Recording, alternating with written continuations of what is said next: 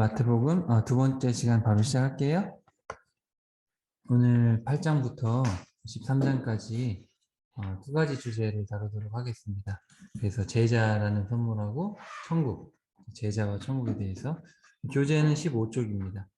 그래서 지난 시간에 이제 1장부터 7장까지 복이라는 주제, 가장 중요하잖아요. 뭐가 복인가? 하나님께서 말씀하시는 복된 삶이 무엇인가? 아브라함의 삶을 모델 삼아 이스라엘의 조상이니까 아브라함의 삶을 기준 삼아서 우리 주님께서 다 설명을 해주셨고요. 참된 복이 뭔지를 아는 사람들은 그럼 예수님을 따라올 거 아닙니까? 그렇죠? 예수님을 알아보고 그래서 여기 8장과 9장에 보면은 이야기가 나오는데 무슨 이야기가 나오냐면은 이 예수님의 가르침을 듣고 예수님을 알아보는 사람이 있고 예수님을 못 알아보는 사람이 나와요. 그게 이제 구분이 되고요. 그래서 이제 10장으로 가면은 제자를 부르십니다. 알아보는 사람들을 중심으로 이렇게 제자를 부르시고 물론 그들도 완전히 알아본 건 아니에요. 이제 11장과 12장에서는 그럼에도 불구하고 이 제자들이나 이 예수님을 따르는 사람들도 아직까지는 따른다고는 하지만 이 세상적인 신앙을 버리지를 못해요. 아직은. 그래서 그 세속적인 신앙에 대해서 지적을 하신 다음에 천국에 대해서 얘기를 하신 마태복음의 중심부로 들어가게 됩니다. 오늘 그 내용 아주 중요한 내용을 다루도록 할게요. 쭉쭉 읽어가면서 하겠습니다. 자, 8장 마태복음 8장 1절에다가 이제 8장 9장에는 아까 제가 말씀드렸듯이 믿음이 있는 자와 믿음 없는 자가 이제 비교돼서 나와요. 자, 거기다가 뭐 성경책이 있으면 2라고 쓰시면 좋겠죠. 나중에 또 기억 안 날 수 있어요. 두 번째 주제로 넘어가는 거예요. 설교가 하나 끝났으니까. 자, 예수께서 산에서 내려오시자 많은 사람들이 예수의 뒤를 따랐다. 5, 6, 7장 산상수훈 설교 마치고 이제 예수님의 뒤를 따르는데 저기 나병 환자가 나오죠. 저 나병 환자는 무릎을 꿇고 주님께서 원하시면 저를 고쳐주실 수 있습니다. 주님을 알아보는 거예요. 이 나병 환자는. 그래서 내가 당신을 고쳐주겠소. 깨끗하게 되시오. 즉시 병이 나았습니다. 예수께서 말씀하셨다. 아무에게도 이 일을 말하지 마시오. 다만 제사장에게로 가서 당신의 몸을 보인 다음 모세의 율법이 정한 대로 예물을 바쳐서 사람들에게 당신이 몸이 깨끗해진 것을 보여주시오. 그렇게 해서 나병 환자가 예수님을 알아본 이야기. 그 다음에 5절에 가시면 가버나움에 가셨을 때 한 백부장이 다가와서 주님, 제 하인이 중풍으로 쓰러져 몹시 고통받고 있습니다. 그랬더니 예수님이 알았어, 내가 가서 고쳐주겠어. 그러자 백부장이 말했다. 주님, 저는 주님을 제 집에 모실 자격조차 없습니다. 주님이 이 자리에서 나으라고 말씀만 하셔도 제 하인이 나을 겁니다. 저에게는 윗사람이 있지만 저도 부하들을 거느리고 있습니다. 제가 부하들에게 가라고 하면 가고 오라고 하면 옵니다. 하인들에게 일을 시키면 하인은 그 일을 합니다. 그처럼 주님이 말씀만 하셔도 그 병이 나을 줄 믿습니다.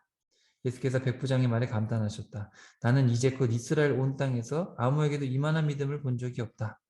이 백부장처럼 장차 믿음이 좋은 수많은 이방 사람들이 동서남북 사방에서 모여들어 아브라함과 이삭과 야곱과 함께 하늘나라 잔치에 참 앉을 것이다. 이 나라 사람들 중에는 어두운 곳으로 쫓겨나 땅을 치며 슬피 통곡할 사람이 많을 것이다.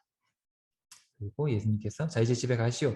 당신의 믿음대로 될 것이오. 그러니까 백부장 집에 하인의 병이 나았다.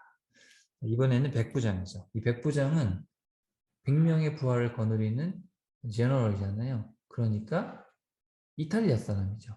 이탈리아, 로마 사람이죠. 이런 사람들은 지금 주님이라고 부르잖아요. 2절에도 주님 부르고, 그죠? 6절에도 주님 이렇게 부르죠. 여기 중요한 게 13절이에요. 당신의 믿음대로 될 것이다. 여기 밑줄 쳐보세요. 당신의 믿음대로 된다. 13절에 보이시죠? 그러니까 계속해서 믿음이 있는 자와 믿음이 없는 자를 구분하시는 거죠. 자, 그 다음에 예수께서 베드로의 집에 들어가셨는데 베드로의 장모가 열병으로 앓아 누워 있었어요. 예수께서 그 여자의 손을 잡으시자 즉시 열이 내렸다. 그러자 그 여자는 자리를 털고 일어나 예수님을 대접하려고 식사를 준비했다. 날이 저물자 사람들이 귀신 들린 사람들을 예수께 많이 데려왔고 예수님께서 말씀으로 귀신을 다 쫓아내셨고 병자들을 고쳐주셨다. 이로써 이사야의 예언이 이루어진 셈이다. 그분은 몸소 우리의 병약함을 짊어지셨고 우리의 질병을 대신 떠맡으셨다. 이런 또 예언의 성취다 이야기를 합니다. 자, 많은 사람들이 주위에 몰려든 것을 보시고 예수께서는 제자들에게 갈릴리 호수 건너편으로 건너가라고 지시를 하셨는데 그때 율법교사가 와가지고 선생님, 자, 여기 율법교사가 나오는데 주님이라고 부르지 않고 선생님, 저는 선생님이 가시는 곳이면 어디든지 따라가겠습니다. 예수께서 말씀하셨어요. 여우도 굴이 있고 새들도 보금자리가 있어. 그러나 인자는 머리 둘 곳조차 없소. 그러니까 이 율법 교사는 주님으로 알아본 게 아니라 그냥 뭔가 얻을 만한 뭔가 좋은 가르침을 받을 수 있지 않겠나. 이제 그 정도로만 생각을 합니다. 자, 제자들 중 또 한 사람이 있어요. 선생님, 저는 아버지의 장례를 치르고 와서 선생님을 따르도록 하겠습니다. 그러자 예수님께서 그에게 말씀하셨어요. 죽은 사람은 장례는 죽은 사람에게 맡기고 당신은 나를 즉시 따르시오. 자, 이 제자들 중에 한 사람도 지금 자신의 상황에 맞춰서 주님을 따르겠다. 이렇게 얘기를 하는 거죠. 그게 예수님을 즉시 따라야 된다. 지금 이런 사람들은 아직까지 믿음이 없는 거죠. 주님을 주님으로 아직 알아보지 못한 거예요. 자기께 더 소중한 거예요. 자기가 배우고 싶은 게 중요하고 자신의 상황이 중요하고. 근데 그런 사람들이 아이러니하게도 율법 교사 또 제자라는 사람들이라는 거죠. 그러니까 가까운 사람, 뭔가 세상에서 있는 사람들은 알아보지 못하는데 나병 환자, 백부장 이런 사람들은 알아본다라는 거를 지금 비교하면서 이야기하고 있어요. 자, 그 다음에 23절. 예수께서 갈릴리 바다를 건너가시려고 배를 타시자 제자들도 뒤이어 배를 탔다. 그런데 갑자기 폭풍이 일더니 물결이 배보다 높이 치솟았다. 그러나 예수께서는 주무시고 계셨다. 겁먹은 제자들이 예수를 흔들어 깨우며 소리쳤다. 주님, 우리를 살려주십시오. 우리 모두가 물에 빠져 죽게 생겼습니다. 그때 예수님께서 뭐라 그러세요? 믿음이 적은 자들아. 자, 거기다 밑줄 쳐보세요. 믿음이 적은 자들아. 아까 백부장한테는 믿음대로 된다고 했잖아요. 그죠? 근데 지금 이 제자들에게는 믿음이 적은 자들아. 왜 그렇게 겁이 많으냐? 그러고는 바람과 바다를 향해 꾸짖으시자 폭풍이 그치고 사방이 고요해졌다. 제자들은 비로소 정신을 차리고 크게 놀라워했다. 도대체 이분이 누구시기에 바람과 바다까지도 이분의 말에 순종하는가? 아직 제자들은 예수님을 주님으로 알아보지 못한 거죠. 산상수훈의 설교도 못 듣고 이런 기적들을 봐도 예수님으로는 알아보지 못하는 거예요. 예수께서 갈릴리 호수 건너편의 가사라 지방에 도착하셨을 때 귀신 들린 두 사람이 무덤 사이에서 나오다가 예수와 마주쳤다. 마을 사람들은 무덤에서 사는 그들이 너무나 사나워서 아무도 그 길로 지나다니지 못했다. 그런데 그들이 갑자기 예수를 향해 소리 질렀다. 하나님의 아들이여, 우리를 어떻게 하실 작정입니까? 아직 때가 되지도 않았는데 왜 우리를 찾으러 괴롭히려 하십니까? 그때 마침 조금 떨어진 곳에 돼지떼들이 우글거리고 있었고 귀신들은 예수께 애걸하였다. 당신이 우리를 쫓아내실 생각이라면 저 돼지떼에게로 우리가 들어갈 수 있도록 허락해 주십시오. 예수께서 들어가라 허락하시자 귀신들은 그 사람들에게서 나와 돼지떼 속으로 들어갔다. 그러자 돼지떼는 비탈을 달려 내려가더니 물속에 모두 빠져 죽었다. 이 광경을 보고 돼지치던 사람들이 마을로 달려가 사람들에게 이 일을 알렸다. 그러나 마을 사람들이 예수께 다 달려 나오더니 예수를 보고는 자기네 마을에서 떠나달라고 간청했다. 귀신들은 주님을 알아보죠. 하나님의 아들로 알아보고. 그런데 이 마을 사람들은 귀신 들려가지고 완전 미친 두 사람이 예수님을 만나고 온전해지고 그리고 그 귀신이 돼지떼로 들어가 돼지들이 몰사하는 장면을 보고도 예수님을 받아들이지 않죠. 그러니까 기적을 보고 신앙이 들어가는 것도 아니고 가까운 제자라고 해서 지위가 높다고 해서 들어가는 게 아니라는 거예요. 자, 9장으로 갑시다. 예수께서 배를 타고 갈릴리 바다를 건너 자기 마을 가버나움으로 돌아오셨다. 이 가버나움이 사역 본부예요. 자, 그때 사람들이 중풍병자 한 사람을 침상에 누운 채로 예수님께 데려왔는데 예수께서 그들의 믿음을 보셨다. 자, 믿음. 또 믿음 얘기를 하죠. 계속해서 믿음 얘기를 하는 거예요. 자, 믿음을 보시고 중풍병자에게 말씀하셨다. 안심하시오 아들이여, 내가 당신의 죄를 용서하였소. 그러니까 자리에 있던 율법교사 몇 사람이 아니 자기가 마치 하나님인 것처럼 말하더니 이 사람이 하나님을 모독하고 있구만. 예수님께서 그들의 생각을 아시고 왜 당신들은 그렇게 미련한 생각을 하는 것이요. 당신의 죄를 용서한다는 말과 일어나 걸어라 하는 말 중에 어느 말이 더 하기가 더 쉽겠소. 여러분 어떤 게 쉽습니까? 죄를 용서하는 것과 일어나 걸어라. 사실은 사람은 둘 다 할 수가 없죠. 사람은 죄를 용서할 수도 없고 그렇게 말씀으로 병을 고칠 수 없거든요, 사람은. 근데 인자에게는 세상에서 죄를 용서할 권한이 자격이 있다. 내가 이 사람을 낫게 하여 당신들에게 증거를 보이겠소. 예수께서는 그 중풍병자에게 돌아가서 명령하셨다. 당신의 침상을 들고 집으로 가시오. 당신의 병이 나았소. 그러자 즉시 일어나 걸어서 자기 집으로 돌아갔다. 이 광경을 본 사람들은 몹시 두려워하며 사람에게 이런 권한을 주신 하나님을 찬양했다. 예수님께서 여기서 병 고침과 죄 사함을 두 개를 하시는데 뭘 먼저 합니까? 죄 사함을 먼저 하잖아요. 급한 건 병 고침이잖아요. 병 고침을 받으러 왔는데 예수님은 죄를 용서하신단 말이죠. 그리고 죄를 용서하신 다음에 이 병을 고쳐주세요. 그래서 예수님께서 뭘 지금 얘기하시냐면은 중요한 건 관계라는 거예요. 관계. 하나님과의 관계가 회복되는 게 우선이죠. 죄가 용서받는 게 우선이지 병이 나아도 죄가 해결이 안 되면 천국에 못 가잖아요. 그래서 죄를 용서받는 것이나 병을 고침받는 건 어차피 인간이 할 수 없는 영역이고 하나님께서 더 중요한 걸 얘기하신 거예요. 바로 하나님과의 관계가 회복되는 것, 죄를 용서받는 것. 근데 그 권한이 예수님 자신에게 있다는 것을 얘기를 하면서 나중에 병을 고쳐주심으로 자신이 죄를 용서할 권한이 있는 하나님의 아들이심을 보여주신 거죠. 지금 보면은 강도가 점점 세지는데 이렇게 얘기를 해도 누가 못 알아들어요? 율법 교사들이 알아보지 못하죠. 여기 3절. 율법 교사 몇 사람이 다 자기가 하나님인 척하네 이러잖아요. 율법 교사라는 말은 성경 전문가잖아요. 구약 전문가들이란 말이죠. 근데 구약 전문가들도 성경에서 말하는 본발을 아직도 이해를 못하는 거예요. 아직도. 구약 내내 하나님께서는 기적이 중요한 게 아니라 하나님과의 관계가 회복되고 아버지를 아버지로 알고 그분의 은혜를 아는 게 중요하다 그렇게 외쳤는데 이 사람들은 아직도 법에 매여가지고 그걸 잘 모르는 거예요. 그래서 예수님께서 이런 걸 지적하시면서 믿음 없는 율법 교사들 얘기하시는 거죠. 그리고 오히려 그럼 지금 이 사람이 지금 중풍병자잖아요. 중풍병자 누워가지고 이 사람 안에는 믿음이 있어가지고 나았단 말이죠. 그러니까 성경에 박식한 율법 교사들은 믿음이 없고 그냥 마음이 약한 중풍병자는 몸이 약한 이 사람들은 믿음이 있음을 보시고 고쳐주시고 이게 지금 대비해서 말씀을 하시는 거예요.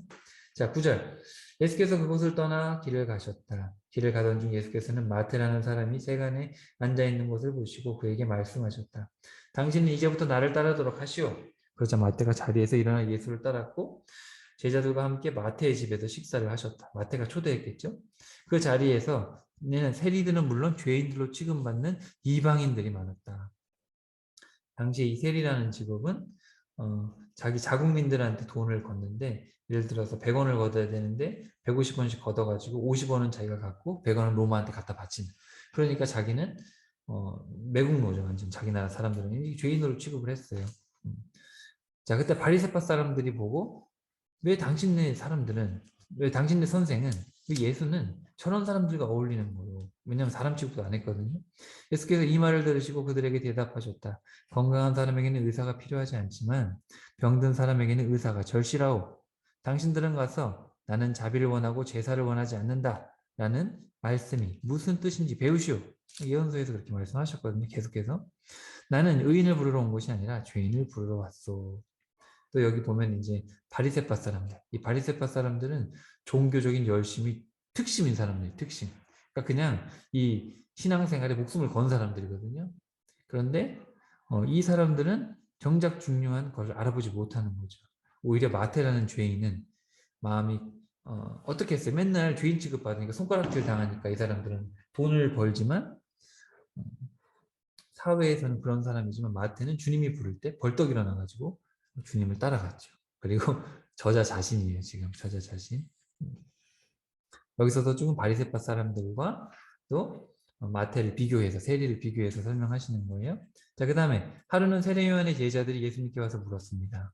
왜 성령님의 제자들은 우리들이나 바리새파 사람들처럼 금식을 하지 않습니까? 예수님께서 또 물으시죠. 자, 결혼식에 온 신랑이 친구들이 신랑과 함께 있으면 어찌 슬퍼할 수 있겠소? 하지만 이제 곧 신랑을 빼앗길 날이 올 것인데 그때가 되면 그들도 금식할 것이요. 낡은 옷에다 새 천조각을 대고 깁는 사람이 어디 있겠소? 그렇게 하면 새 천조각이 낡은 옷을 당겨서 그 옷은 더욱 심히 찢어지게 될 것이요. 또 낡은 가죽 부대에 새 포도주를 담는 사람이 어디 있겠소? 그렇게 하면 그 낡은 가죽 부대가 터져서 포도주가 쏟아지게 되고 부대를 버리게 되어 새 포도주는 새 부대에 담아야 하오. 그래야 둘 다 보존될 수 있어. 이 세례 요한의 제자들은 예수님이 왔는데도 아직도 예수님께 안 오고 세례 요한한테 가 있는 거예요. 아직도 아직도 주님을 알아보지 못하는 거죠. 그래서 예수님께서 또 이 믿음 없는 세례 요한의 제자들을 지적을 하시는 거죠. 새로운 진리가 왔으면 진리를 따라가야 되는데 요한은 진리를 비추는 그런 좋은 자일 뿐인데 알아보지 못하기 때문에 이야기를 하는 거예요. 안드레와 요한 이 두 번째와 네 번째 제자 원래 세례 요한의 제자들이었어요. 세례요한의 제자들이었는데 세례요한이 보라 하나님의 어린 양이로다. 세상지를 질먹하는 어린 양이다 얘기했더니 세례요한의 제자였는데 이제 그걸 버리고 예수님께 갔거든요. 주님을 딱 알아본 사람들은 주님께 가는 거죠. 자, 그 다음에 18절. 예수께서 이 말씀을 하고 계실 때 한 회당장이 와서 예수께 절하며 제 어린 딸이 방금 죽었습니다. 그러나 선생님이 저희 집에 오셔서 제 딸에게 손만 얹어주신다면 딸은 다시 살아날 겁니다. 예수께서 일어나 그 회당장을 따라가시자 제자들도 함께 따라갔는데 마침 그때 12해 동안이나 하열로 고생하던 한 여자가 예수의 뒤를 따라오더니 슬그머니 예수님의 옷자락을 만졌습니다. 그 여자는 예수의 옷자락만 만져도 자기 병이 나을 거라 생각을 했죠. 예수께서 돌아서서 그 여자를 보시고 말씀하셨다. 딸이여 안심하시오. 당신의 믿음이 당신을 낫게 했어. 저기다 밑줄 쳐봅시다. 당신의 믿음이 당신을 낫게 했어. 계속 이야기를 하시죠. 믿음이 있어야 된다. 예수님을 알아보는. 그런데 여기서 중요한 게 옷자락이죠. 자, 예수님의 옷자락. 이 예수님의 옷자락은 우리가 번역을 보면 그냥 모르겠지만 그냥 겉옷을 만진 게 아니고 여기서 이 옷자락은 옷술입니다. 옷에 이렇게 대롱대롱 달려있는 유대인의 옷에 보면 옷술이 달려있어요. 근데 그건 뭐냐면 당시에 이 외부니까 자기만 만질 수 있는 그건 바로 하나님과의 이런 관계를 상징하는 어떤 옷의 표현이었어요. 그래서 그거는 외부인이 만지면 안 되는 중요한 부분이에요. 옷술은. 유대인들이 자기가 선민이라는 걸 하기 위해서 옷술을 만들었단 말이에요. 이방인들하고 구분되는 걸 보여주기 위해서. 그래서 이게 하나님과의 특별한 것을 나타내는 그 옷술인데 옷 끝에 있는 이렇게 대롱대롱 달려있는 근데 거기를 누가 만져도 괜찮냐면 원래는 안 되는데 자기 자녀들은 만져도 뭐라고 안 했어요. 예를 들어서 아빠의 턱수염이 쭉 이렇게 있는데 외부인이 남의 턱수염 가가지고 턱수염 만지면 무례한 거잖아요. 근데 손자들이 와가지고 턱수염을 만지면 괜찮잖아요. 그냥 이뻐하는 거잖아요. 그렇기 때문에 자녀들이 만지는 것에 대해서는 괜찮고 그리고 이 여자도 그 옷자락을 만진 이유는 예수님이 하나님과의 특별한 관계가 있는 분이라는 믿음이 있었던 거예요. 그냥 병남 만지면 낫는다 그냥 이런 믿음이 아닌 거예요. 좀 더 고차원적인 얘기죠. 그랬을 때 예수님께서 왜 딸이라고 하잖아요. 딸이여 안심하시오. 22절에. 그죠? 왜냐하면 그래 자녀들은 만져도 되기 때문에 원래 외부인이 만지면 안 돼요. 그건 무례한 거거든요. 근데 일부러 예수님께서 딸이다 이렇게 얘기를 하시는 거예요. 안심하라고. 자녀들은 만져도 되니까. 그래서 당신의 믿음이 당신을 낫게 하였어. 그러자 그 여자의 병이 나았죠. 놀라운 믿음의 얘기죠. 자, 예수께서 회당장의 집에 닿으니 사람들이 피리를 부는 사람들과 함께 떠들썩하게 고글하고 있었다. 예수께서 그들에게 말씀하셨다. 다들 물러가십시오. 그 아이는 죽은 것이 아니라 단지 자고 있을 뿐입니다. 근데 모두들 예수를 비웃으며 코웃음을 치고 있었죠. 왜냐하면 죽은 지 꽤 됐으니까. 자, 사람들이 모두 밖으로 나가자 예수께서는 방으로 들어가 누워있는 소녀의 손을 잡으시고 즉시 일어났다. 소녀가 일어났다. 이 소문이 그 지역 온 사방으로 두루 퍼졌다. 자, 여기서 회당장 이야기를 하면서 이 혈루증을 앓고 있는 하열로 고생하던 여인의 믿음에 대해서 이야기를 하죠. 자, 그 다음에 27절. 예수께서 그곳을 떠나 길을 가시는데 눈먼 두 사람이 뒤따라오면서 큰 소리로 외쳤다. 다윗의 자손이여 우리를 불쌍히 보시고 자비를 베풀어 주십시오. 자, 다윗의 자손이라는 표현은 그냥 다윗의 후손으로 오신 분 그런 얘기 아니고 유대인들에게 다윗의 자손은 구원자. 예언자들이 얘기했던 거 구원자예요. 구원자요. 구원자로 알아본 거죠. 우리를 불쌍히 여기시고 자비를 베풀어 주십시오. 참 아이러니하죠. 그러니까 소경들은 앞을 못 보는 사람들은 예수님을 알아보는 거예요. 12년 동안 고생한 여인도 알아봤고 그리고 마태라는 세리도 알아봤는데 세리 요한의 제자들, 율법 교사들 또 이런 사람들은 못 알아보는 얘기를 지금 비교해서 하는 거예요. 계속. 예수께서 어떤 집으로 들어가시자 그들도 뒤따라 들어왔다. 예수께서 그들에게 물으셨다. 내가 당신들의 눈을 뜨게 해줄 수 있다고 믿소? 맹인들이 대답했다. 예, 우리가 믿습니다. 그랬더니 예수님께서 눈을 만지시면서 자, 밑줄 쳐봅시다. 당신들의 믿음대로 될 것이요. 또 그 얘기를 하시죠. 믿음대로 된다. 믿음이 낫게 했다. 계속 그런 얘기를 하는 거예요. 근데 역시 믿음이라는 단어는 주님을 향한 신실함을 얘기하는 거예요. 번역을 마음속으로 저분은 주님이시다는 동의의 차원을 얘기하는 게 아닙니다. 행동을 얘기하는 거예요. 자, 그러자 그들의 눈이 즉시 밝아졌다. 예수께서는 이 일을 아무에게도 말하지 말라고 당부하셨으나 예수에 대한 소문을 온 지방에 퍼뜨렸다. 그들이 떠난 뒤 사람들이 귀신 들려 벙어리 된 한 사람을 예수께 데려왔고 예수께서 귀신을 쫓아내시자 그 사람의 입을 열어 즉시 말을 하였다. 이런 일은 본 적이 없다. 사람들이 외치죠. 그러나 바리새파 사람들은 저 사람이 귀신을 쫓아낸 것은 귀신의 두목에게 힘을 빌려 그렇게 하는 것이다. 참 재밌죠? 바리새파 이 종교에 열심히 사람들은 이런 약자들을 고쳐주고 맹인의 눈을 뜨고 말 못한 사람을 말하게 해줘도 귀신 들렸다고 얘기를 하는 거죠. 이거 너무하잖아요. 선한 일을 하는데도 악하다고 얘기하는. 이런 지금 계속해서 구분해서 말씀을 하시는 게 보이시죠? 그 다음에 35절 예수께서는 그 지역의 모든 도시와 마을을 두루 다니시며 유대인의 회당에서 가르치시고 하늘나라의 기쁜 소식을 선포하셨다. 그러면서 온갖 병에 걸린 사람들을 다 고쳐주셨다. 예수께서는 또 모여든 사람들을 보시고 늘 불쌍히 여기셨다. 그들은 마치 목자 없는 양처럼 어디로 가야 할지 모르는 가엾은 백성들이었기 때문이다. 예수께서 제자들에게 말씀하셨다. 추수할 것은 많은데 일꾼들이 턱없이 부족하구나. 그러니 너희는 주인에게 요청하여 추수할 일꾼들을 추수밭으로 보내달라고 하여라. 그래서 이제 예수님이 십장으로 가시면 제자를 세우시고 말씀을 하시죠.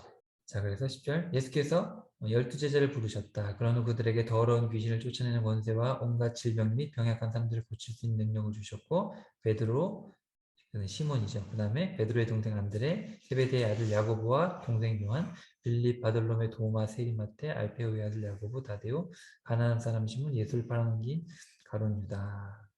이렇게 말씀을 하십니다. 자, 그리고 이제 5절부터 10장부터 하면 되는데 이제 여기는 이제 설교 두 번째 설교가 시작되죠. 바로 제자에 대한 설교예요. 그래서 4절까지 제자를 임명하신 다음에 5절부터 전체 이 10장 전체가 제자에 대한 설교입니다. 그래서 설교라고 써놓으시면 좋을 것 같아요. 5절에 그때부터 설교하는데 자, 이제 예수님께서 우리 9장에서 살펴봤듯이 믿음 있는 자와 믿음 없는 자에 대해서 말씀을 하신 다음에 이제 구분을 하시는 거죠. 제자를 따로 세우시는 거예요.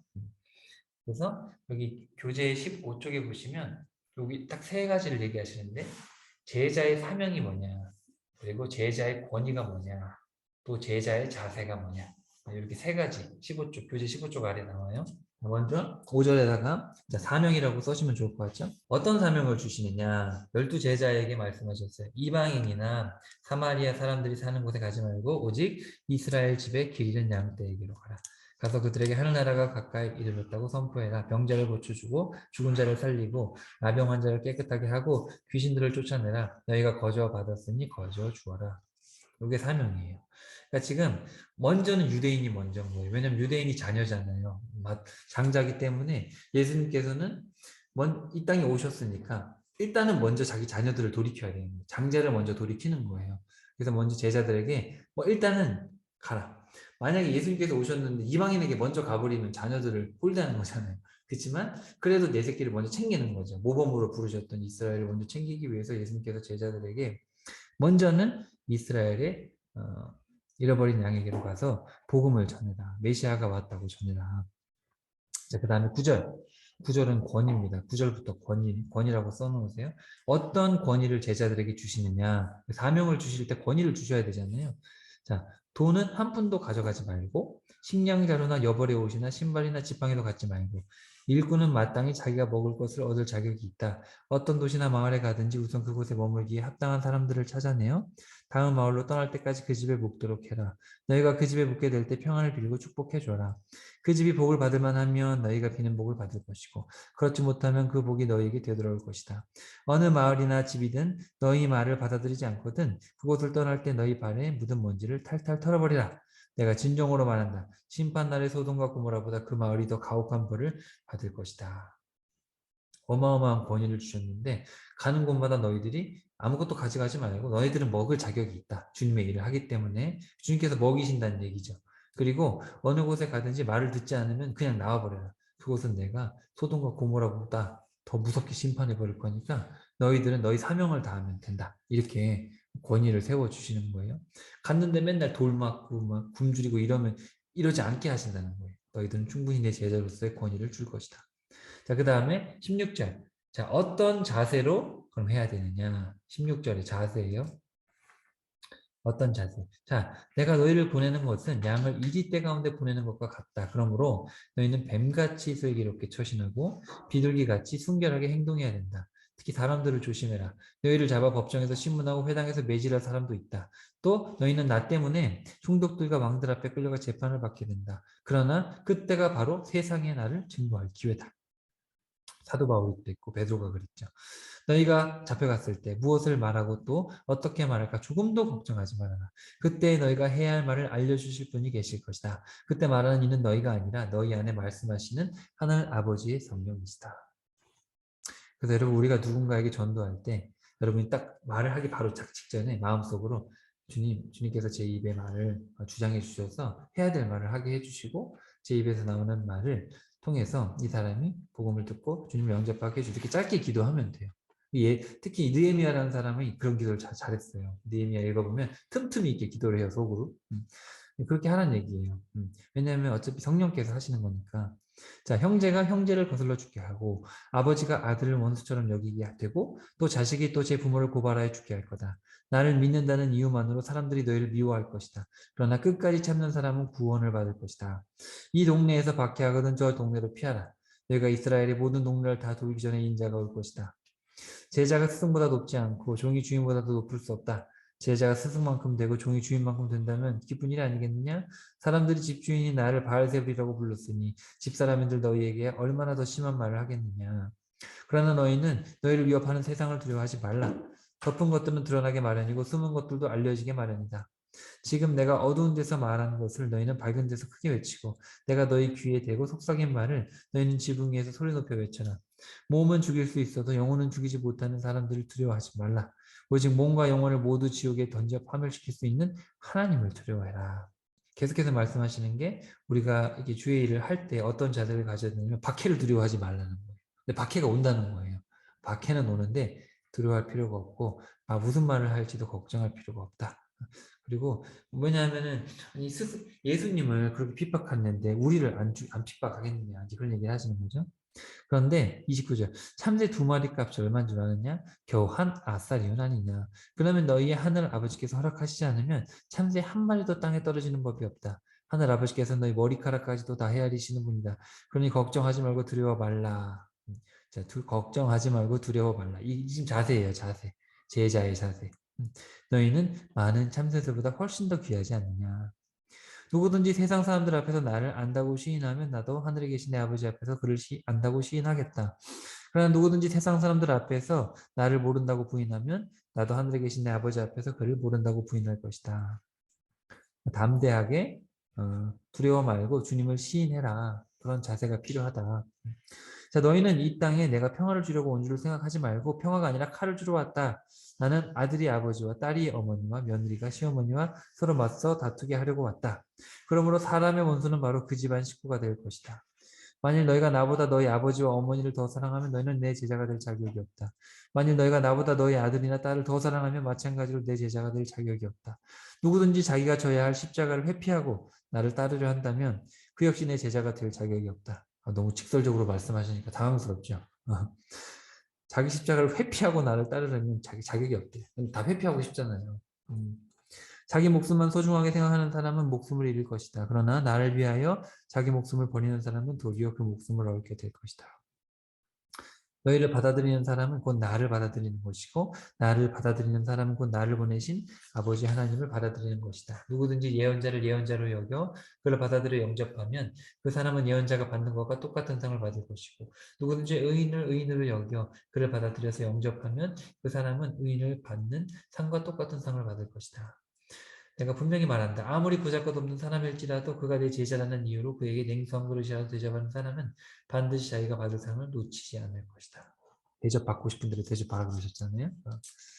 그리고 제자들은 반드시 이렇게 고통이 오고 어려움이 온다는 거예요. 주의 길을 걸어갈 때 예수님께도 당하셨기 때문에 그럴 때마다 두려워할 필요가 없고 그리고 심지어 가족 중에서도 그런 고통과 어려움들이 일어날 것이다. 가족 때문에 고통스러운 일도 있을 텐데 그럴 때 그걸 회피해서는 안 된다는 겁니다.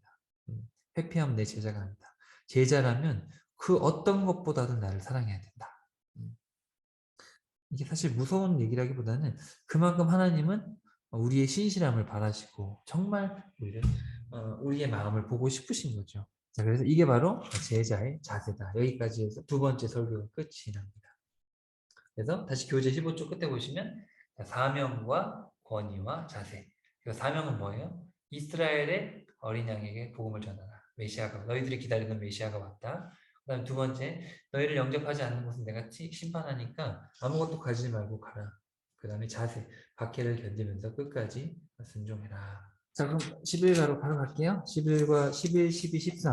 네, 11, 12에서 이제 세속적인 신앙에 대해서.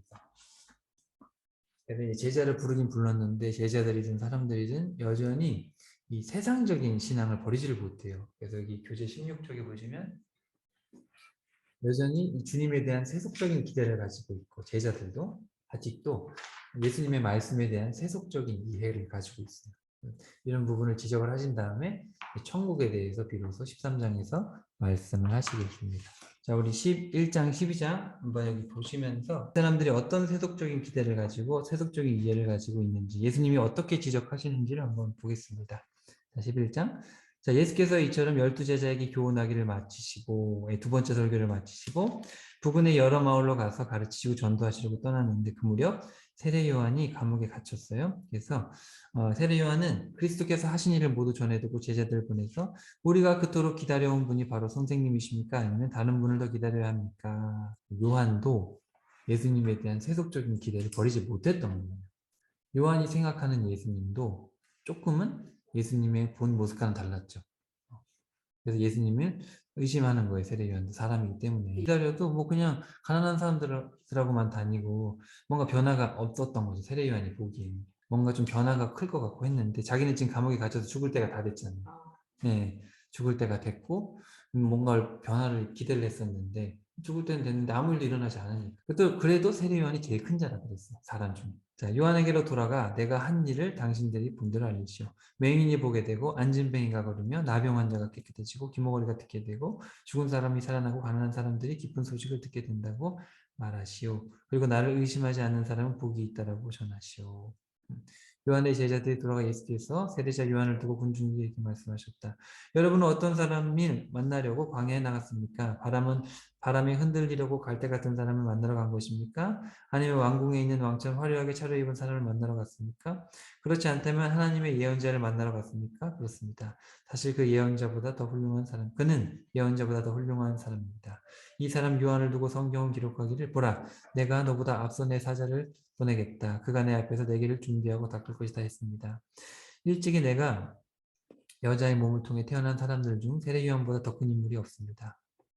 예수께서 말씀 이렇게 하시죠. 그러나 하늘나라에서는 가장 작은 사람이라도 요한보다 큽니다. 그러니까 지금 예수님께서 요한을 변호하시는 거예요. 변호. 요한이 그런 어떤 해석적인 기대를 가지고, 그러니까 아직 완전한 예수님에 대한 이해가 있는 건 아니고 아직 그렇지만 그럼에도 불구하고 요한이 큰 사람이라고 요한을 변호하시는 거죠. 모든 예언서와 율법이 예언하는 일은 세례 요한에서 끝이 납니다. 자, 이 예언과 율법. 예언서와 율법은 구약이라고 생각하시면 돼요. 구약을 할 때 예언서와 율법이라는 표현을 써요. 그래서 구약은 세례 요한에서 끝이 난다는 거예요. 예수님으로부터 새로운 시대가 온 거니까. 여러분이 예언서와 율법의 참뜻을 알고자 합니까? 그렇다면 언젠가는 오리라고 예언된 엘리야가 바로 세례 요한이라는 사실을 분명히 깨달아야 합니다. 말라기에 있죠. 말라기 엘리야가 올 것이다 그러셨거든요. 자, 들을 귀가 있는 사람은 들으시오. 이 세대를 무엇에 비길 수 있을까요? 그렇습니다. 이 세대는 마치 장터에서 놀이를 하는 아이들이 다른 편 아이들에게 이렇게 외치는 것과 같습니다. 우리가 피리를 부는데도 너희들은 왜 춤을 추지 않느냐? 우리가 곡을 하는데도 왜 너희들은 가슴을 치며 슬퍼하지 않느냐? 세례 요한이 와서 먹지도 않고 마시지도 않자 사람들이 저 사람이 귀신들로 미쳤다라고 하더니 이제는 나 인자가 와서 잔치자리에서 먹고 마시는 것을 보고 사람들이 말하기를 보라, 저 사람은 마구 먹어대고 포도주 마시기를 좋아하면서 게다가 세리와 죄인들하고만 어울린다 합니다. 그러나 지혜는 그 행한 일로 옳다는 것을 스스로 입증하는 법입니다. 그러니까 사람들하고 멀리 거리를 떨어져 가지고 이렇게 먹지도 않고 마시지도 않으면서 주님의 일을 하면 귀신 들렸다 그러고 함께 먹고 마시면서 주의 일을 하면 미쳤다 그러고 이래나 저래나 하나님을 거부하는 것이죠. 이 세대가 그렇다는 거예요. 그렇지만 지혜는 그 행한 일로 옳다는 것을 스스로 입증합니다. 이 지혜가 바로 예수님 자신을 얘기하는 걸 거예요. 예수님은 자신이 의로운 일을 하고 있기 때문에 스스로 자신이 하나님의 아들이심을 이제 드러내는 것이죠. 누가 뭐라고 하는 건 별 의미가 없다는 거예요. 어차피 사람들은 이렇게 해도 욕하고 저렇게 해도 욕하는 거예요. 세리요한이 광야 가니까 욕하고 예수님이 광야에 안 있고 사람 들어와가지고 먹고 마시니까 욕하고 사람이 그렇다는 거죠. 사람의 평가가. 그러니까 사람들의 평가는 항상 세속적이에요. 이게 그 중심을 보질 않는 거예요. 중심을 보질 않는. 그래서 사실은 어느 정도 우리 크리스찬들은 남의 말을 너무 이렇게 귀담아 들을 필요는 없어요. 듣긴 듣지만 내가 하나님의 말씀대로 한다면 너무 이렇게 좌로나 우로 흔들리지 말고 말씀대로 살면 돼요. 어차피 사람은 험담하기를 좋아하고 그렇거든요. 뒷말하기를 좋아하고 그게 너무 신경 쓰지 말아라. 자, 예수께서 자신이 기적을 가장 많이 행한 도시들이 여전히 하나님을 믿지 않는다. 자, 이게 동그라미 쳐주세요. 기적을 가장 많이 행한 도시들이 믿질 않는 거예요. 그들을 향해서 꾸짖으시죠. 고라시나 네가 화를 입으리라. 벳세다야 너도 화를 입으리라. 벳세다가 오병이어 일으킨 데란 말이죠. 이런 기적들을 많이 보면서도 기적을 보고 믿는 게 아닌 거예요. 그런 오병이어 기적을 일으켰더니 빵만 달라고 막 쫓아오잖아요. 너희에게 베푼 기적들을 두로와 시돈에서 행하였다면, 두로와 시돈은 바알을 섬기는 우상의 본거지거든요. 야, 그들은 벌써 굵은 베옷을 입고 죄를 뒤집어쓰고 회개했을 것이다. 내가 진정으로 너에게 말한다. 심판 날에는 두로와 시돈이 너희보다 오히려 가벼운 벌을 받을 것이다. 그리고 너 가버나움아, 네가 하늘에까지 높아질 것 같으냐? 도리어 지옥에까지 떨어질 것이다. 네가 베푼 기적들을 소돔에서 베풀었으면 그 도시는 오늘날까지 남아있을 것이다. 내가 진정으로 말한다. 심판날에 너희는 소돔이 받는 벌보다 더 가혹한 벌을 받을 것이다. 가버나움이 어디냐면은 교통의 요지고 예수님의 사역 본부가 있던 곳이란 말이죠. 가버나움은 갈릴리 호수 서쪽, 북서쪽이고 벳세다는 북동쪽이에요. 이게 북쪽에 있는 도시들이에요. 이 도시들이 예수님이 그 갈릴리 호수 중심으로 배 타고 여리 갔다 저리 갔다 이렇게 사역을 하셨단 말이죠. 근데 그렇게 많은 기적을 보고 주님께서 이렇게 하셨는데도 돌아오지 않으니까 더 많은 저주를 하시는 거죠. 그러니까 여전히 사람들의 기대는 뭐예요? 사람들의 기대는 가시적이에요. 여러분 지금도 사람들은 뭘 보고 싶어 하는지 아세요? 교회 와서 기적을 보고 싶어 하는 거예요. 병이 나으면 사람들 우르르 글로 몰려가고 뭔가 신비한 일이 일어나면 우르르 몰려가고 거기 막 예수님이 역사하셨다 그러고 근데 그게 그렇지 않을 수도 있다는 거예요. 왜냐하면 기적은 사실 모든 종교에도 있기 때문에 기적을 보고 쫓아가는 게 다 주님의 일이다. 그렇게 판단하기는 참 어려워요. 그건 가시적인 것을 우리 주님이 너무나 이렇게 얘기를 하셨기 때문에 가시적인 것만 사람들이 좋아하니까. 왜냐하면 그렇다고 믿음이 생기지가 않거든요. 사람이 변화되는 것은 어떤 그런 기적을 보고가 아니라 그게 어떤 계기가 될 수는 있지만 궁극적으로는 그게 아니라 말씀이 심겨져야죠. 자, 25절.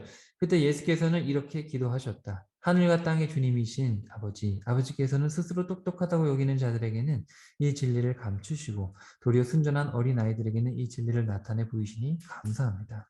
그렇습니다, 아버지. 이것이 아버지의 기쁘신 뜻이었습니다. 자, 여기서도 보시면 여기 밑줄 쳐봐야 되는데 스스로 똑똑하다고 여긴다. 그러니까 뭐 많이 배운 사람들은 뭐 이렇게 얘기를 하는데 오히려 어린아이들은 그냥 기적을 보면 믿는 거예요. 그냥 예수님 딱 보면 믿고 그냥 좋으면 가고 싫으면 싫고 이런 거잖아요. 하여튼 세속적인 이해를 버려라. 인간적인 생각이 너무 많다는 거예요. 그렇습니다, 아버지. 이것이 아버지의 깊으신 뜻입니다. 아버지께서 모든 것을 제게 맡기셨습니다.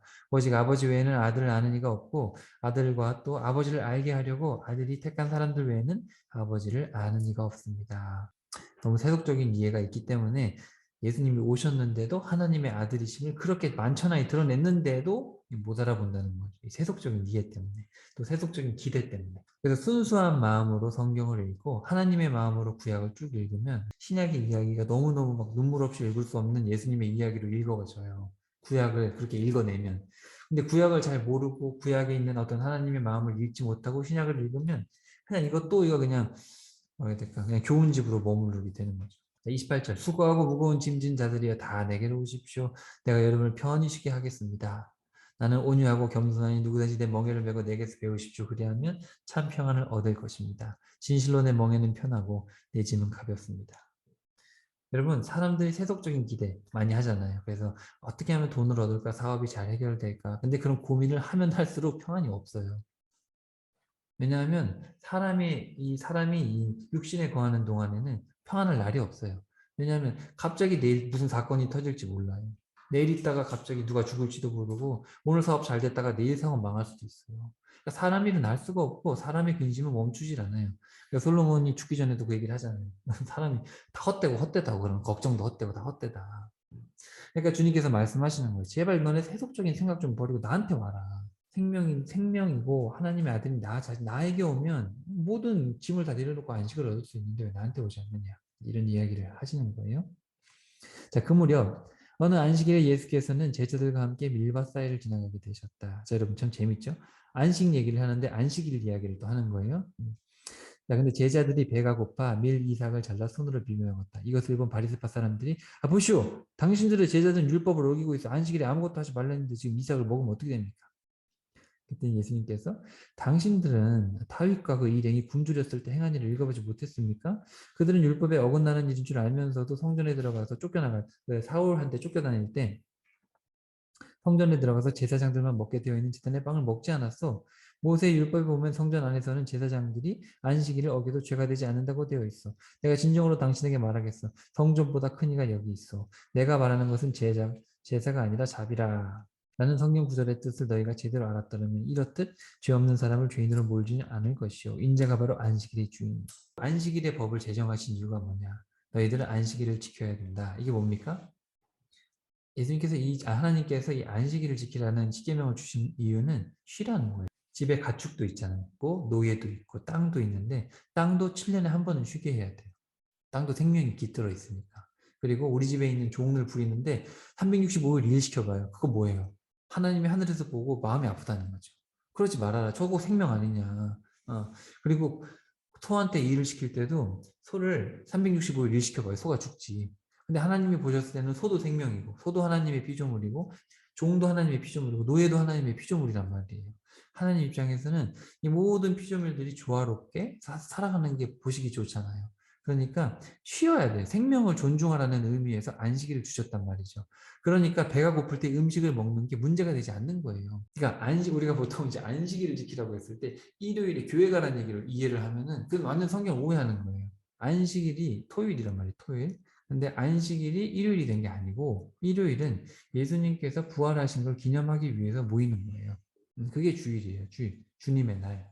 절대 안식일이 주일이 된 게 아니에요. 그거는 좋은 해석일 수는 있지만 전혀 성경 자체는 그렇지 않아요. 성경에서 지금 여기 보면 여기 7절에서 보시면 내가 말하는 건 제사가 아니라 자비다.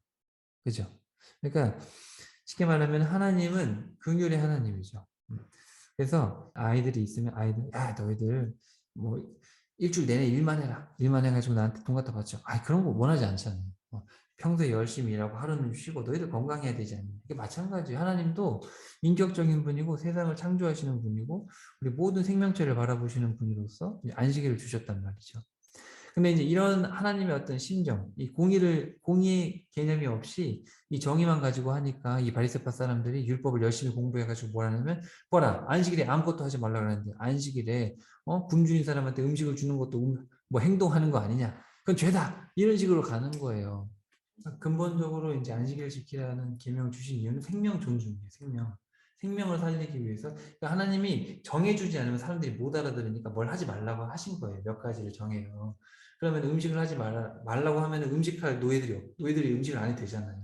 그러니까 그런 식으로 하나님이 좀 구체적으로 써놓으신 건데, 이제 그걸 이해하지 못하고 문자적으로만 이해해서 아무것도 하지 말라 그러니까 송아지가 빠져 죽고 있는데 안 살리는 거예요. 사람이 바닥에서 떨어져 죽어가고 있는데 이러면 안 되니까. 그건 이제 오해라는 거죠, 오해. 지금 그 법은 어떤 의도를 가지고 법을 주는 거잖아요, 하나님이. 근데 그 법을 문자적으로만 이해해가지고는 이렇게 되는 거예요, 지금 이것처럼. 그래서 지금 제자들이 배고파가지고 뭘 먹었는데 뭐라 하니까 예수님이 그러잖아요. 아니, 옛날에 다윗도 먹어서는 안 되는 걸 먹었다 배고파서 죽어가는데 사울에게 쫓겨갔을 때 그거 죄라고 하지 않지 않느냐. 그러면서 6절에 보시면 성전보다 더 큰 이가 여기 있다. 이렇게 얘기를 하시잖아요. 그러니까 예수님이 곧 안식의 주인이시기 때문에 그런 얘기를 하시는 거죠. 그래서 7절에 내가 바라는 것은 제사가 아니라 자비다. 그러니까 너희들 종교행위를 하지 말고 종교행위가 중요한 게 아니라 사랑을 행해라. 생명을 살리고. 그러니까 이거 사실 여러분 우리가 생각해보면 너무 당연한 거거든요. 창조주 입장에서는. 그 부모 입장에서는 야, 너희들이 행복하게 살아야지. 행복하게 살고 건강하게 살아야지. 너희들 뭐 나한테 맨날 용돈같이 아버지한테 돈 갖다 바치려고 7 내내 일하라고 누가 그랬냐. 안 그러잖아요. 그게 아니라니까요. 너희들이 이 뜻을 제대로 알았더라면 이렇듯 죄 없는 사람을 죄인으로 몰진 않을 것이다. 인자가 바로 안식일의 주인이다. 이런 말씀을 하시죠. 얼마나 이 세속적인. 그리고 여러분 지금도 지금 이 시대도 우리 교회나 어떤 종교들을 보면은 다분히 세속적인 게 되게 많아요. 정말 사람을 살리고 사람이 자유하고 진리 안에서 정말 이 삶이 행복해지는데 종교의 목적이 있는 게 아니라 뭔가 자기 뜻을 얻어내고 그렇죠. 뭔가 옥죄이고 뭔가 막 안 하면 막 지옥 갈 것 같고 막 그런 게 있잖아요. 진리 안에서 자유해야지. 자유라는 건 방종이 아니라 예수님은 종교의 생활 막 열심히 하고 뭐 이런 얘기를 하시는 게 아니라 일상에서 정의와 공의를 행하고 소외된 자들 잘 챙겨주고 그걸 너무너무 기뻐하세요. 이 성경을 기록해 주신 그분이 어떤 뜻을 가지고 성경을 기록했을 거 아니에요. 무슨 책을 쓸 때 사람이 목적이 있거든요. 의도가 있기 때문에 그걸 파악하고 있고 또 우리 신앙생활도 교회에서 뭐 하라고 하니까 뭐 헌금 얼마 꼭 헌금 뭐 해야 되고 뭐 뭘 해야 되고 근데 그런 게 아니라 하나님의 마음을 배우고 하나님은 일상을 성실하게 사는 걸 좋아하세요. 일상을. 제가 가끔 이렇게 일터에 가면 제가 일하는 데 가면은 하나님 안 믿는 사람인데 되게 성실하게 일하는 사람들이 있거든요. 어디 가도 칭찬받아요. 근데 믿음이 되게 좋아요. 믿음이 좋다고 스스로 얘기를 하고 일하면서도 막 설교를 들어요. 근데 일을 안 해. 그런 사람은 진짜 내가 이제 우리 대기한테 해주는 말이 있거든. 성경에 그런 사람을 하나님 표현한 말이 있어요. 눈에 시린 뭐 같다고 하는. 내가 그 얘기를 우리 아들한테 해주는데. 아이고 참. 그러니까 빛과 소금이 되려면 직장에서 열심히 일해야 되거든요. 직장 가서 막 설교 듣고 찬양하는 게 아니고 직장에서 열심히 일하고 거기서 모범이 돼야지 야, 저 사람은 뭔가 다르다. 그렇게 되는 거잖아요. 저 사람은 뭔가 무슨 가치관을 가지고 있길래 저럴까. 그러면 그 사람이 이제 저 사람을 통해서 하나님을 알게 되는 거지. 그러니까 우리가 신앙이라는 게 어떤 종교적인 어떤 그런 열심에 있는 게 아니라 정말 사랑과 은혜가 넘치는 그런 인품과 삶의 어떤 행실을 말하는 거죠. 이게 너무너무 중요하고 주님이 그걸 되게 바라시거든요. 그래서 그걸 구구절절 얘기하시는데 못 알아들으니까 지금 예수님께서 이 땅에 직접 오셔가지고 얘기를 하시는 거예요. 12장 9절이에요. 예수께서 그곳을 떠나 유대인들의 회당으로 들어가셨다. 근데 회당 안쪽에 한쪽 손이 오그라진 사람을 보셨다. 그때 또 바리새파 사람들이 예수를 고발할 구실을 찾으려고 안식일에 병을 고쳐주는 게 옳은 일이요? 예수께서 대답하셨다. 만일 당신들의 양 한 마리가 있는데 그 양이 안식일에 구덩이에 빠졌다면 어떻게 하겠소? 안식일이라고 해서 그대로 버려두겠소? 당연히 그 양을 구덩이에서 건져 올리지 않겠소? 그런데 사람이 양보다 얼마나 귀하오? 안식일에 선한 일을 하는 것이 100번 옳소. 그러고 나서 예수께서는 손이 오그라든 사람을 당신의 손을 펴시오 하고 말씀하셨다. 그 환자가 손을 펴자 그의 오그라든 손이 다른 쪽 성한 손과 같이 온전해졌다. 그러자 바리새파 사람들은 회당 바깥으로 나가서 어떻게 하면 예수를 죽일 수 있을지를 함께 모의했다. 선한 일을 했는데 죽이려고 그러네요. 그죠? 예수께서 그들의 계획을 알아차리고 그곳 회당을 떠나셨다. 그러자 많은 사람들이 예수를 뒤따랐다. 예수께서는 병자들을 고쳐주시면서 자신에 관한 소문을 세상에 퍼뜨리지 말 것을 당부하셨다. 이것은 그분에 관한 이사야의 다음과 같은 예언이 이루어진 것이다. 보라 나의 종 내가 택한 자 그는 내가 사랑하는 자라 내가 나의 영을 그에게 부어주리니 그가 여러 나라의 정의를 선포하리라. 그는 다투지 않고 잘난 체 하지 않아 길거리에서는 그의 소리를 들을 수 없으리라.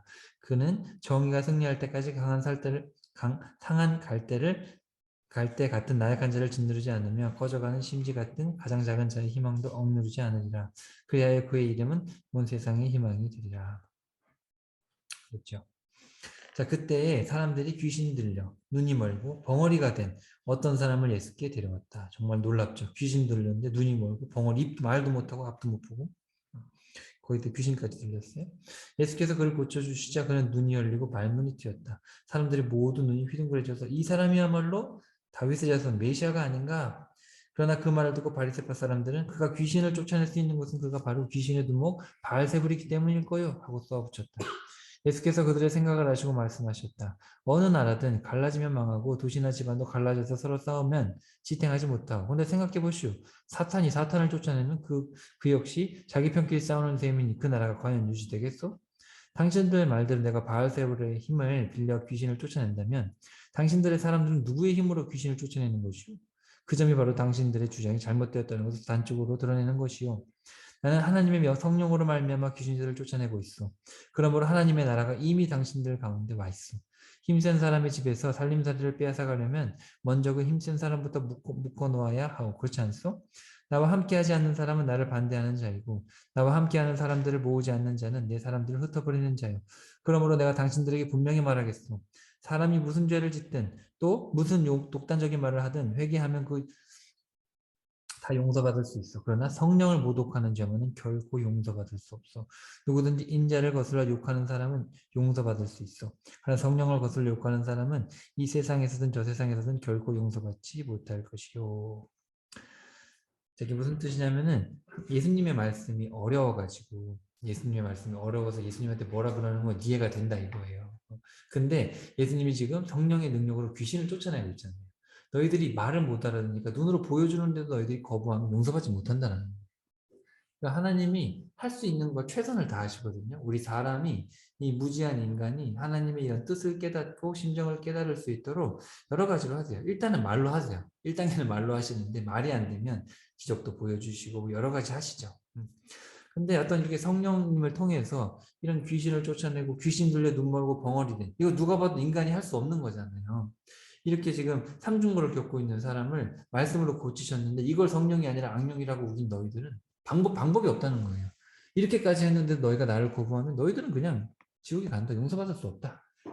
되게 속상해서 하시는 말씀이죠. 막 속에서 불불 끓겠죠. 그런 얘기를 하시는 거예요. 왜냐하면 이렇게까지 하셔도 여전히 세상적인 생각만 가지고 예수님을 정죄하니까.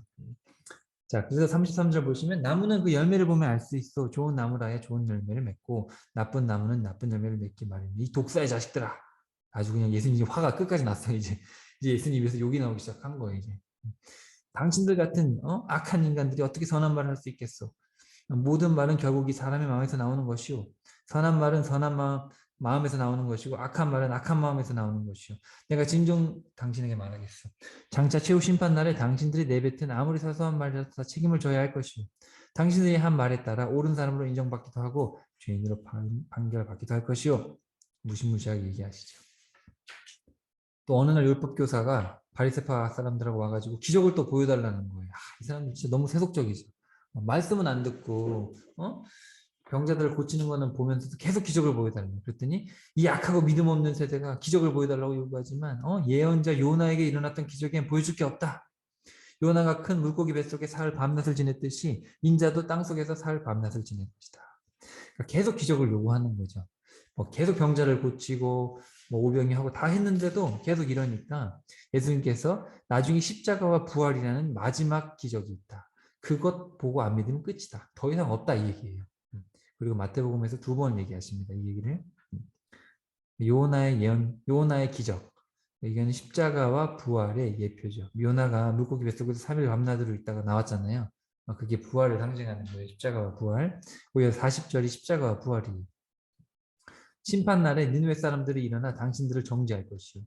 요나가 가가지고 회개를 외쳤는데 진짜 대충 했단 말이에요. 원래 그 성을 3일 동안 걸어야 되는 성인데 하루 동안 그냥 회개 안 하면 죽는데 그러고 말았단 말이에요. 왜냐하면 요나는 니느웨 사람들이 죽었으면 좋겠거든요. 왜냐면 자기를 괴롭히는 나라니까.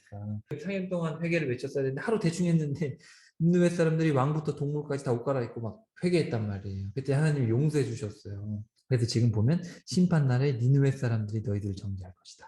니느웨 사람들은 구원받고 니네들은 지옥 간다 이 얘기잖아요. 그들은 요나의 설교를 듣고 회개하고 하나님께 돌아왔는데 너희들은 요나보다 더 큰 나가 내가 여기 있는데도 믿으려 하지 않는다. 누가 봐도 나는 신인데 그러니까 예수님은 누가 봐도 인간이 할 수 없는 일을 하고 있는 거예요 지금. 근데 그거를 막이라고 저주하고 믿으려고 하지 않으니까 너희들은 지옥을 피하지 못한다. 심판날에는 남쪽 나라에 살던 스바 여왕도 일어나 당신들을 정죄할 것이요. 그 여왕은 솔로몬의 지혜를 들으려고 먼 땅에서부터 찾아왔지만 당신들은 솔로몬보다 더 큰 이가 여기 있는데도 그를 믿으려 하지 않기 때문이죠. 더러운 귀신은 사람에게 깃들어 있다가 나오면 물 없는 광야를 돌아다니며 쉴 곳을 찾아 헤맨다.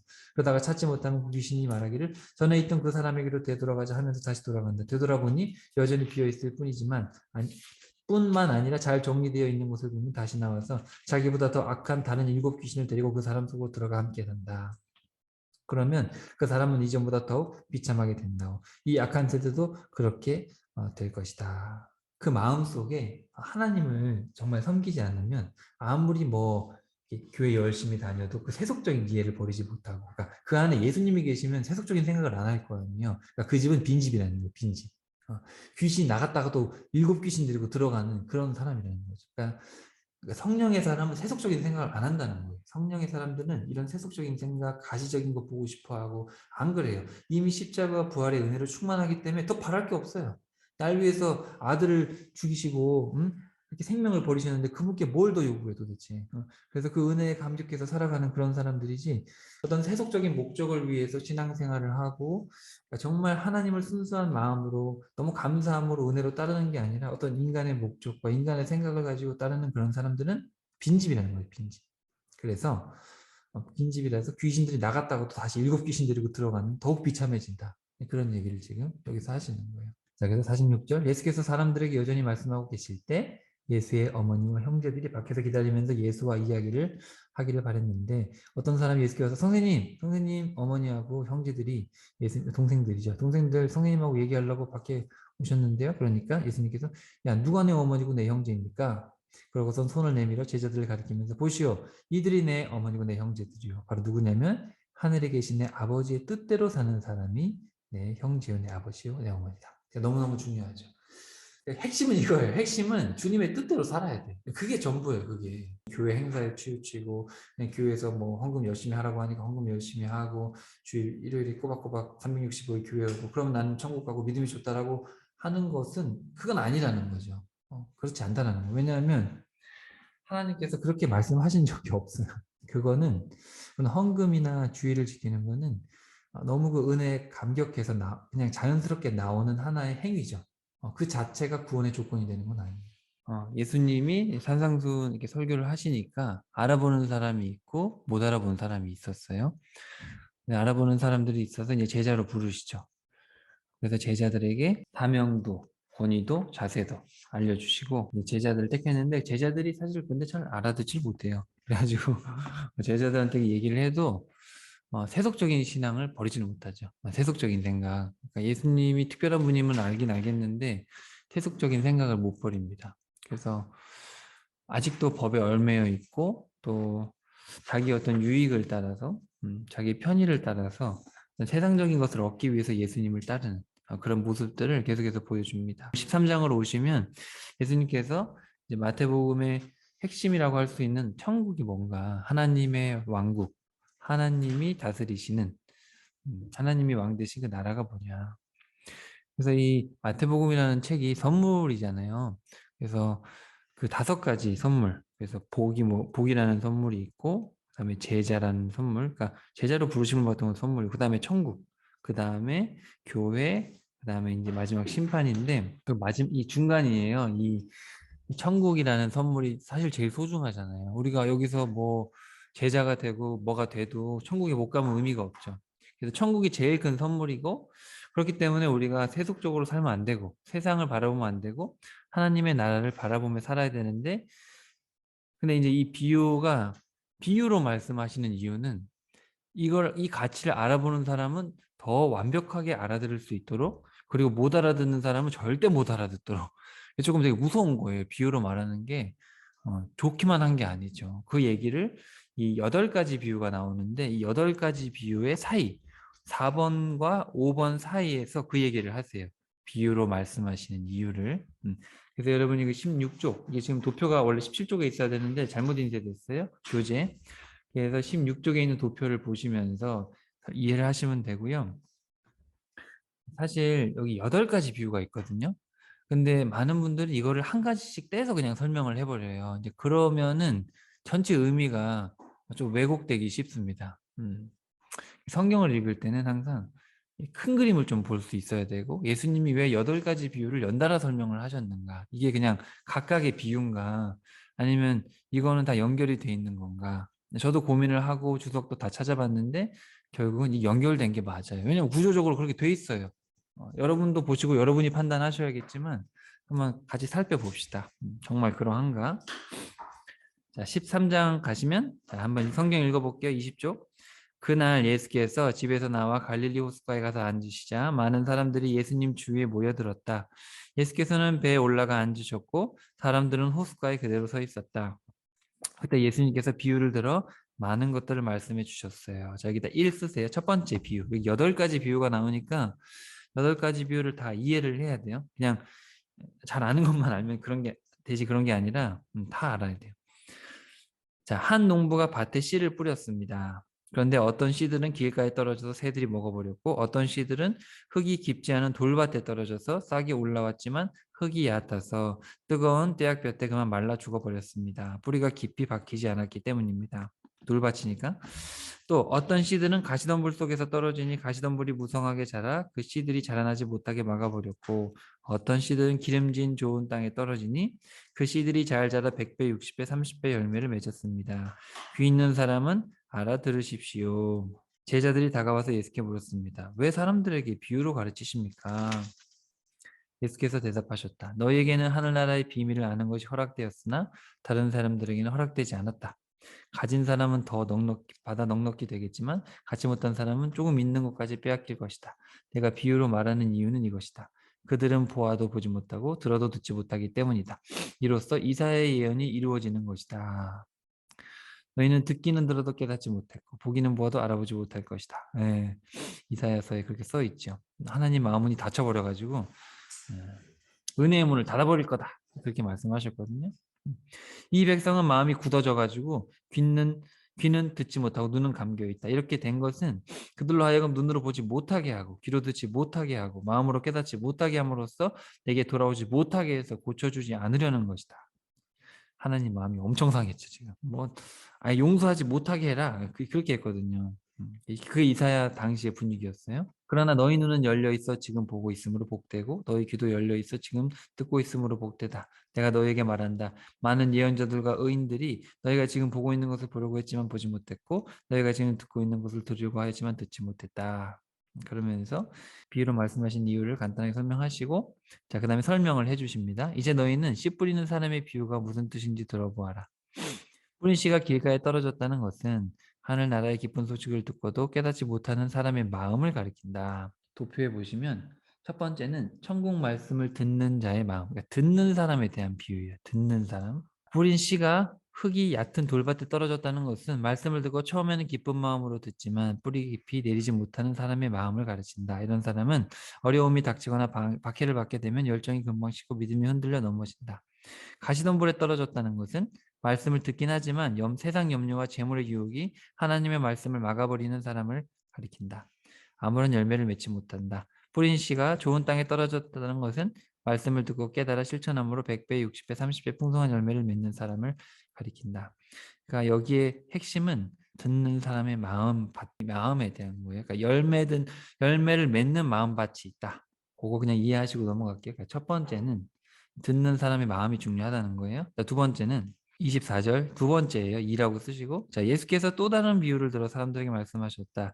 하늘나라 하늘 왕국이죠. 킹덤 오브 갓이에요. 킹덤이면 이제 왕이 있는 거잖아요. 왕. 그러니까 킹덤 하늘 왕국으로 번역해야지 맞아 원래 네이션이 아니잖아요. 하늘나라는 자기 밭에 좋은 씨를 뿌린 농부와 같다. 자, 여기에 핵심은 듣는 사람이 아니고 말하는 사람이 있어요. 말하는 사람. 그러니까 어떻게 보면 하나님의 마음이죠. 음. 사람들이 잠을 자고 있는 동안 원수가 와서 밀밭에 가라지를 뿌리고 갔습니다. 밀이 자라자 가라지도 함께 자랐습니다. 그래서 종들이 주인에게 와서 말했습니다. 주인님, 밭에 뿌린 씨가 좋은 것들 아니었습니까? 그런데 어디서 가라지가 잔뜩 올라왔네요? 주인이 대답했다. 원수가 와서 그랬구나. 그러자 종들이 물었습니다. 그럼 가라지를 다 지금 뽑아버릴까요? 그러자 주인이 말하기를 아니다. 지금은 가만두어라. 가라지를 뽑다 보면 밀까지 뽑히게 되니 추수 때까지 그냥 내버려 두어라. 추수할 때에 내가 추수꾼들을 일러서 가라지를 먼저 뽑아 불에 태우라고 하겠다. 그런 다음에 밀을 거두어 곳간에 쌓으라고 하겠다. 여기는 뭐냐면은 이제 하나님의 말씀을 뿌렸잖아요. 근데 이거는 뿌리는 사람이 어떤 마음으로 뿌리느냐, 어, 가라지를 뽑지 않아요. 왜냐하면 좋은 씨를 뿌렸기 때문에 좋은 씨를 기대하는 거예요. 그래서 이 좋은 씨를 거두기 전까지는 뭐 이런 가라질 이런 게 있어도 놔둔다라는 거죠. 그래서 뒤에 가서 살펴볼게요. 그 다음에 31절 세 번째입니다. 자, 또 다른 비유를 말씀하셨는데 하늘 왕국은 겨자씨와 같다. 겨자씨는 모든 씨앗들 중에 가장 작지만 나중에는 새들이 날아와서 그 가지에 둥지를 틀 만큼 큰 나무가 된다. 작은 게 커진다라는 거예요. 그 다음에 33절 또 비유를 말씀하셨는데 어떤 여자가 밀가루 섬 아래 반죽 속에 누룩을 살짝 넣었더니 반죽이 옹땅 부풀러 올랐습니다. 그렇습니다. 하늘나라는 이런 누룩과 같습니다. 누룩 같대요. 근데 여기는 아까 겨자씨는 스스로 자라는 거잖아요. 그죠? 근데 누룩은 자기가 커지는 게 아니고 어떤 걸 크게 만드는 거예요. 그죠? 그러니까 밀가루 반죽을 하면은 원래 그 질량 그대로 있는데 거기에 누룩을 넣으면은 부풀어 오르거든요. 빵이 훅 부풀어 올라요. 교재에 보시면 이 겨자씨라는 것은 성장한다는 거예요. 성장. 스스로 성장을 해요. 하나님의 말씀을 이론적으로 지금 설명을 한 거죠. 하나님의 말씀은 이게 퍼지는 거예요. 이렇게 퍼져요. 누룩의 비유는 무언가를 변화시키잖아요. 그죠? 하나님 말씀을 듣는 사람으로 하여금 변화되는 거예요. 그러니까 말씀은 퍼지기도 하고 또 그 말씀은 사람을 변화시키기도 하는 거예요. 34절. 예수께서는 사람들에게 비유로만 말씀하시고 비유가 아니면 아무 말씀도 하지 않으셨죠. 그러니까 예수님께서는 지금 이 듣는 사람들한테 지금 이 듣고 있는 이 사람들 있잖아요. 이 사람들한테는 비유로만 말씀하시고 해석을 하지 않으셨어요. 그러니까 비유만 말씀하신 거예요. 자, 이는 일찍이 예언자를 통해 선포하신 말씀이 이루어진 것이다. 내가 입을 열어 비유로 말하리니 옛적부터 감추어졌던 비밀스러운 일들이 드러날 것이다. 그리고 나서 예수께서 무리를 떠나요. 여기 떠나는 게 중요해요. 그러니까 앞에 네 개와 뒤에 네 개가 되게 구별돼요. 왜냐하면 떠나서 제자들과 같이 있을 때 뒤에 네 개를 말씀하시는 거예요. 앞에 네 개는 무리들한테 비유로만 그리고 설명은 안 해요. 그다음에 뒤로 가면 이제 설명을 하시죠. 자, 제자들이 예수께 와서 자, 여기 밑줄 쳐볼까요? 가라지의 비유를 설명해 주세요. 근데 가라지의 비유는 없었어요. 가라지의 비유는 없고 원래 여기 24절에 나오는 두 번째 비유 자기 밭에 좋은 씨를 뿌린 농부 비유죠. 원래 이게 가라지 비유가 아니고 그 두 번째 뿌린 사람의 마음에 대한 비유예요. 근데 제자들은 이거를 가라지의 비유로 들었어요. 왜냐하면 이 사람들은 뿌린 하나님의 어떤 마음이 포인트가 있어요. 하나님은 좋은 씨를 뿌렸기 때문에 좋은 씨를 거두고 싶은 마음에 그 농부의 마음이 하나님의 마음인데 제자들은 심판에만 관심이 있는 거예요. 그냥 가라지 뽑는 데만 관심이 있고 자기들은 가라지가 아니라는 거예요. 자, 예수께서 제자들에게 대답하셨다. 나는 좋은 씨를 뿌리는 농부이고 밭은 세상이다. 좋은 씨란 하늘나라의 백성들이고 가라지는 악한 자의 자녀들이다. 밀밭에 가라지를 몰래 뿌린 원수는 마귀고 추수 때는 세상이 끝날이며 추수하는 일꾼은 천사들이다. 뭐 해석할 게 없어요. 해석 다 해주셨어요. 그죠? 세상 끝날이 오면 가라지를 따로 뽑아 묶은 후에 불에 태우듯 세상 마지막 날에 인자가 천사들을 보낼 터인데 천사들은 다른 사람들을 죄짓게 하는 자들과 모든 악한 자들을 추려내어 그들을 불구덩이 속에 던져 넣을 것이다. 그러면 그들은 거기서 크게 울며 몸부림칠 것이다. 하지만 의인들은 그때 아버지의 나라에서 해와 같이 빛날 것이다. 귀 있는 사람들은 알아들어라. 그러니까 이 지금 이 두 번째 비유를 설명하시면서 이 최후 심판에 대한 설명을 하시는 거예요. 그러니까 이 비유는 심판받을 사람은 심판받게 놔두고 깨달을 사람은 깨닫도록 그렇게 하기 위한 목적이 있다. 이거를 지금 두 번째 이 좋은 씨를 밭에 뿌린 농부의 비유 이거를 해석을 하시면서 그거를 강조하시고 있죠. 자, 그래서 44절 자, 5라고 쓰시고 자, 다섯 번째 비유인데 요거는 네 번째랑 연결이 되는 거예요. 자, 봅시다. 하늘나라는 밭에 묻혀 있는 보물과 같다. 보물을 발견한 사람은 그것을 제자리에 감추어 두고는 흥분하여 기쁜 마음으로 자신이 가진 것들을 모두 팔아 기업고 그 밭을 산다. 자, 이 보물이 중요해요. 보물이. 이 보물은 아까 그 겨자씨 아니 그 누룩이 밀가루를 완전히 변화시켰잖아요. 그죠? 여기는 이 보물이 이 사람의 인생을 바꿔버려요. 그죠? 이 보물을 발견함으로 해서 이 사람은 재산 다 팔아가지고 밭을 사버려요. 인생이 바뀌죠. 자, 두 번째, 45절.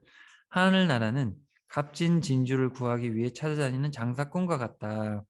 그 값진 진주를 발견하면 있는 것들을 모두 팔아 그것을 산다. 자, 좋은 진주를 구하기 위해서 막 찾아다녔어요. 근데 좋은 진주를 찾았으면 어떻게 해요? 그걸 사겠죠. 그잖아요. 지금까지 좋은 진주를 사기 위해서 막 찾아다녔잖아요. 이 장사꾼이. 찾았어요. 그러면 사는 거예요. 이 당연한 거죠. 그러니까 겨자씨는 자라기 마련이고 좋은 진주를 찾는 사람은 좋은 진주를 돈 주고 사기 마련이에요. 찾으면. 이해되죠? 누룩이 밀가루에 들어가면 밀가루를 변화시키잖아요. 그래서 5번에 보시면은 보물이 있어요. 그 보물을 발견한 사람의 인생을 바꿔버려요. 그 다음에 겨자씨가 있어요. 겨자씨는 작은데 심어 놓으면 크게 자라기 마련이야. 원래 그래요. 좋은 진주를 찾아다니는 장사꾼은 당연히 찾다 보면 좋은 진주를 찾겠죠. 찾으면 돈 주고 사는 거예요. 왜냐하면 원래 그 자연스러운 거야. 그 사람은 그걸 찾기 위해서 다녔으니까. 근데 여기 보면 44절과 46절에 모두 팔아요. 모두 팔아서 그것을 산다. 왜냐하면 천국이 그렇다는 거예요. 천국이. 천국은 너무너무 최고의 선물이에요. 마태 이름의 뜻처럼 천국이 최고의 선물이기 때문에 천국을 발견한 사람은 그거보다 더 좋은 게 없으니까 그걸 위해서 인생을 거는 거죠. 하나님을 만나기 전에 천국이 있다는 걸 모르기 전에는 그냥 내가 하고 싶은 공부하고 내가 하고 싶은 사업하는데 천국이 있다는 걸 알고 나서는 이제 천국에 가는 게 제일 중요한 걸 알았어요. 어차피 여기서 내가 사업하고 공부한 거 다 없어지잖아요. 내가 모아둔 지식이 다 없어지는데 나중에 천국에 가면 영원히 사는 거예요. 그러니까 천국이 제일 중요한 거예요. 그걸 아니까 이제는 천국을 위해서 공부하고 천국을 위해서 사업을 하고 천국을 위해서 살고 천국에서 사람을 만나고 이게 바뀐다는 거예요. 음. 근데 이거 지금 제자들에게만 얘기하고 있는 거예요. 대중들한테 얘기하는 게 아니라. 자, 그 다음에 7번째 47절. 하늘나라는 바다에 그물을 던지는 어부와 같다. 원문에 보면 그물이라고 돼 있어요. 그물. 하늘나라는 그물 같다. 그물이 가득 차면 어부는 그물을 끌어올려 놓고 좋은 물고기는 줄여서 그릇에 담고 나쁜 물고기는 내버린다. 세상 끝날에도 이렇게 될 것이다. 천사들이 의인들 가운데서 악한 자들을 가려내어 그들을 불구덩이에 던져 넣을 것이다. 그러면 악한 자들은 거기서 크게 울며 몸부림칠 것이다. 자, 두 번째 비유 기억나시죠? 좋은 씨를 뿌리는 농부가 있어요. 하나님이신데 좋은 씨를 뿌렸는데 가라지가 자라났단 말이죠. 놔둬라. 가라지 뽑다가 내가 씨 뿌린 좋은 씨도 좋은 열매도 뽑히면 어떡하냐. 나중에 추수할 때가 되면 가라지분도 뽑아 갖다 버리고 그 다음에 알곡을 채울 것이다. 이제 그게 이제 이 뿌린 사람의 마음이에요. 이 농부의 마음인데 나중에 농부가 그 추수할 때가 됐을 거 아니에요. 그럼 이제 행동으로 옮기겠죠. 그래서 나중에 그거를 이제 그물의 비유로 말씀을 하셔가지고 그물을 집어 올렸더니 좋은 물고기, 나쁜 물고기가 있으니까 나쁜 물고기는 다 갖다 불구덩이에 던져버렸다. 여기 표를 보시면서 보시면 돼요. 그래서 이거는 말씀을 뿌린 자의 행동이죠. 그러니까 두 번째는 말씀을 뿌렸던 그분의 마음이고 지금 요 7번째는 말씀을 뿌린 자의 행동이에요. 51절 말씀을 마치신 후 예수께서 제자들에게 물으셨다. 내 말을 알아들었냐? 네, 알아들었습니다. 그러니까 예수님께서 말씀하시죠. 자, 마지막 8번째. 나의 가르침을 받고 하늘나라의 제자가 된 모든 율법 교사들은 자기 곳간에서 옛것과 새것으로 마음대로 꺼내 쓸 수 있는 집주인과 같다. 천국은 마치 집주인과 같다. 자, 여기 보면 율법 교사라고 되어 있죠. 그러니까 율법 교사는 말씀을 맡은 사람이거든요. 그리고 자기 곳간에서 옛것과 새것을 마음대로 꺼내 쓸 수 있는 집주인. 그러니까 집주인은 자기의 것을 마음대로 쓸 수가 있죠. 그리고 여기는 율법 교사라고 되어 있어요. 이게 뭐냐면은 하나님의 이거는 그냥 이렇게 해석하는 게 제일 맞는 것 같아요.